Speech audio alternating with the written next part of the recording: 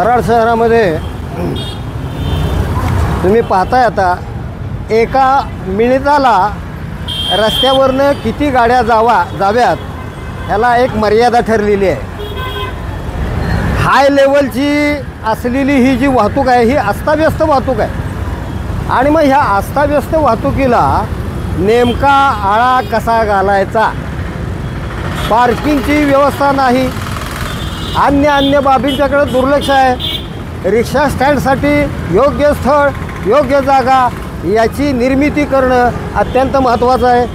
मागच्या बाजूला इथं कोयना हायड्रो इलेक्ट्रिक प्रोजेक्ट कोयनेचं ज्यावेळी धरण बांधायचं चालू होतं त्यावेळेच्या काळामध्ये या ठिकाणी सिमेंट उतरण्यासाठी म्हणून मोठं गोडाऊन बांधलेलं होतं आणि ते कोयना हायड्रो इलेक्ट्रिक प्रोजेक्टच्या अंतर्गत असलेली ती जागा आहे।